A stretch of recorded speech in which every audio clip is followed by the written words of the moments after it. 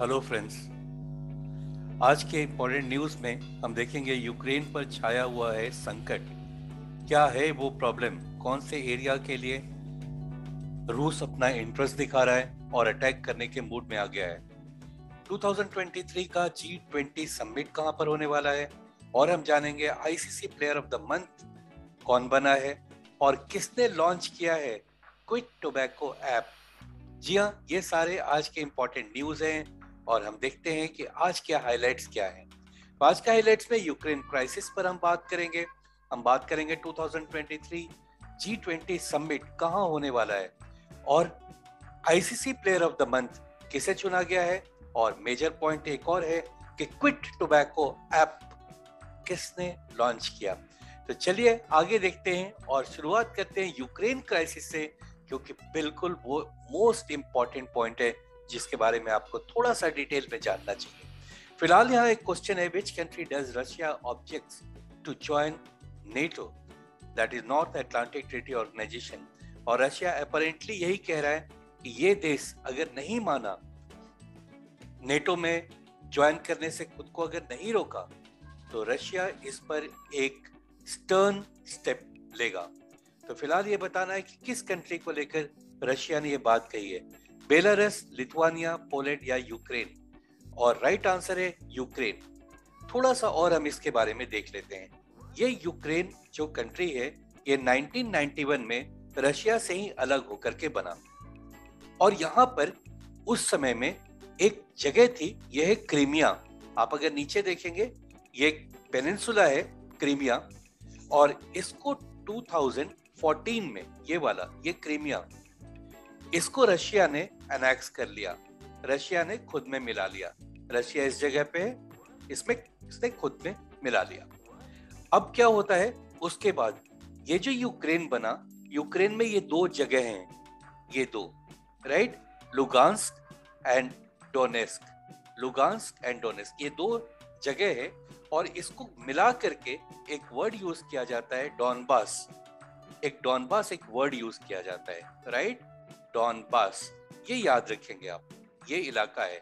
अब इस इलाके में जो लोग रहते हैं वो खुद को यूक्रेन का पार्ट नहीं मानते, वहां पे रिबेल हो गया है, ठीक है, डॉनबास ये जो जगह है। अब ये दो जो जगह है, ये खुद को है तो वो यूक्रेन के एरिया में, लेकिन वो खुद को यूक्रेन का पार्ट नहीं मानते हैं। वो ज्यादातर वो प्रो रशिया है, राइट। अब रशिया क्या कर रहा है कि ऐसा लग रहा है कि रशिया इस एरिया को भी अपने में मिलाना चाहता है, जैसा उसने 2014 में क्रीमिया के साथ किया, अब इस एरिया को भी मिलाना चाह रहा है, राइट। तो दो बातें हैं, एक तो इस एरिया को मिलाना चाहता है, यहाँ के लोग रिबेल हैं जो यूक्रेन को अपना कंट्री नहीं मानते, खुद को अलग से कंट्री मानते हैं, और इनका ये लोग ज्यादातर रशियन भाषा बोलते हैं और रशिया से ही ज्यादा इनका कल्चर मिलता जुलता है। जबकि यूक्रेन का मैक्सिमम पार्ट, ये जो यूक्रेन का मैक्सिमम पार्ट है, ये आपको यूरोप में पड़ता है। ये देख रहे हैं आप यहाँ पे, तो ये यूरोप में ही ज्यादातर एरिया इसका पड़ता है, ठीक है। तो वो चाहता है, यूक्रेन ऐसा चाहता है नेटो में मिल जाना, और रशिया इसको ऑब्जेक्ट कर रहा है, क्योंकि रशिया को लगता है कि इस तरीके से ये बिल्कुल ही बॉर्डर पर आ जाएगा, राइट। तो लड़ाई इसी बात की है, और फिलहाल बिल्कुल ये कभी भी हो सकता है।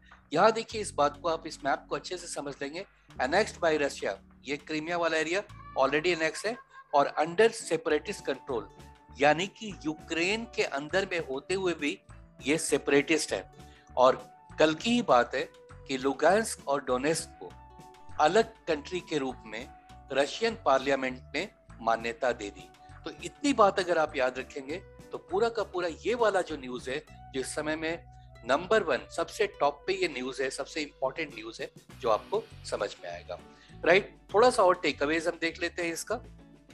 ये यूक्रेन के प्रेसिडेंट है, और यहाँ टेकअवेज में क्या है, कैपिटल है कीव, यूक्रेन का कैपिटल है कीव, और प्रेसिडेंट है जेलेंस्की। ये देखिए इनका पिक है, ये जेलेंस्की यहाँ के प्रेसिडेंट है। ये सारे पॉइंट्स आप याद रखेंगे। आज क्या सबसे इंपॉर्टेंट न्यूज यही है। नाउ आगे चलते हैं और देखते हैं दूसरे और क्या इंपॉर्टेंट न्यूज है। खेल के दुनिया से हर महीने every month ICC player of the month चुनता है, और अभी जो 2 लोग सेलेक्ट किया, एक मेल और एक फीमेल सेक्शन से, वो है जनवरी मंथ के लिए, which is the home country of Keegan Petersen. Keegan Petersen ये जो हैं, ये किस कंट्री के हैं जो player of January, player of the month of January, इनको सिलेक्ट किया गया है। और ये जो लेडी कौन है, इनके बारे में भी हम थोड़ा जानेंगे। फिलहाल बताना है कि ये किस कंट्री के हैं, कौन, तो कीगान पीटरसन, ये वाले कीगान पीटरसन। ऑप्शन है न्यूजीलैंड, इंग्लैंड, नाइजीरिया या साउथ अफ्रीका। राइट आंसर है साउथ अफ्रीका। ये साउथ अफ्रीकन प्लेयर है। क्या कमाल का खेलते हैं ये। अब टेकअवेज देख लेते हैं। South Africa test sensation Keegan Petersen and England's women team captain Heather Knight, ये हीथर नाइट है, वो voted ICC player of the month for January 2022। Next point आ रहा है, which organisation launches waste to wealth creation programme. Waste to wealth यानी बेकार से काम वाली चीज में कैसे क्रिएट करें, तो इसमें NABARD, SBI State Bank, Reserve Bank या SIDBI. And the right answer is SIDBI, D SIDBI.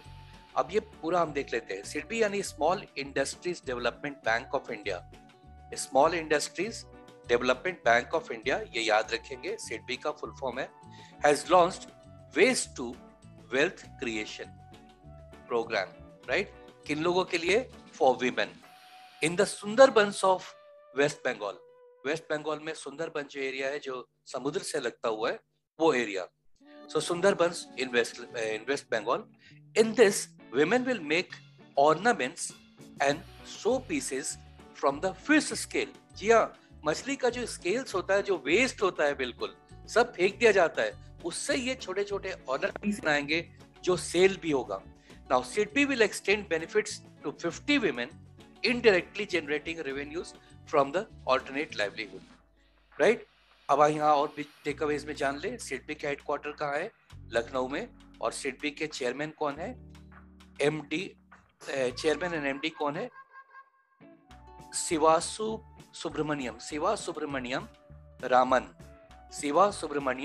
Raman, right. इतने सारे इंपॉर्टेंट पॉइंट्स है, यहाँ से हम लोग को जानना चाहिए। अगला स्लाइड हम देखते हैं कि क्या है। नेक्स्ट स्लाइड आ रहा है, which organisation launch quit tobacco app. So World Health Organisation, International Cricket Council ICC, या फूड एंड एग्रीकल्चर ऑर्गेनाइजेशन, या इंडियन टोबैको कंपनी। और राइट आंसर है ए ऑप्शन, हु यानी वर्ल्ड हेल्थ ऑर्गेनाइजेशन। अब इसका टेक अवेज देख लेते हैं। World Health Organisation WHO South East Asia region has launched quit tobacco app. अब ये एक ऐसा ऐप है जो आपको हेल्प करेगा टोबैको से दूरी बनाने का। टोबैको यानी सिगरेट और उस टाइप के और भी कई प्रोडक्ट्स हैं, उससे कैसे दूरी बनाया जाए, इसमें आपको वो हेल्प करेगा। अगला पॉइंट आता है, the International Childhood Cancer Day. International Childhood Cancer Day is observed annually on which of the following day. Okay, February 14th, 16th, 15th या 17th, and right answer is option C, that is February 15th। यहाँ लिखा हुआ भी है February 15th। Takeaways में देखते, the International Childhood Cancer day is observed every year on 15th of February।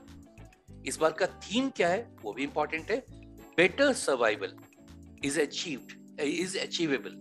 Okay, तो ये इंपॉर्टेंट है काफी, इसका थीम भी याद रखेंगे और डे भी ये याद रखेंगे। नेक्स्ट पॉइंट आता है, who will be the head of the Apex Committee on G20 Secretariat formed to observe the preparation for G20 India Summit 2023। So India में 2023 में G20 समिट होने वाला है। आपको ये बताना है कि इसका एक कमेटी बनाया गया है और एक सेक्रेटेरिएट भी बनाया गया, उसका हेड कौन होगा, external affair minister, home minister, G20 sherpa या prime minister. And the right answer D, prime minister को बनाया गया है। टेकअवेज में देखते हैं, the government has approved the setting of G20 secretariat to be guided by an apex committee headed by the Prime Minister। Now अगला point आ रहा है, Dash is the theme of the FinTech Open Month organized by Niti Aayog from Feb 7th to 28 2022। अब इसका theme क्या है? Open, fintech, innovation या L? And the right answer is A option, open. Open इसका theme है। Takeaways देख लेते हैं। NITI Aayog has started the fintech open month from February 7th in coordination with phone पे। फोन पे के साथ मिलकर के इन्होंने शुरू किया नीति आयोग ने। It is a first of its kind initiative where fintech professional can collaborate, exchange ideas and innovate. It will continue till February 28th, 2022. The overreaching theme of FinTech Month of NITI Aayog is open. ये theme है। Now अगला point आ रहा है G20 summit 2022, यानी इस साल का, अगले साल कमिंग ईयर में, यानी 2023 में तो इंडिया में होगा। 2020 में ये कहाँ हुआ? 2022 में, यानी इस साल ये कहाँ होने वाला है? लास्ट ईयर तो इटली में हुआ था। तो अभी देख लेते हैं हमारे ऑप्शन से यहाँ, इटली, इंडोनेशिया, जापान या South Korea. Right answer is B, that is Indonesia. जी हाँ, इंडोनेशिया के बाली शहर में ये होने वाला है, Indonesia G20 summit. Okay, now takeaways में, in 2021 the G20 summit was held in Rome, Italy. In 2022, the G20 summit will be held in Bali, Indonesia, while 2023 it will be held in New Delhi, India. ये पूरा का पूरा, ये तीनों point बहुत important है।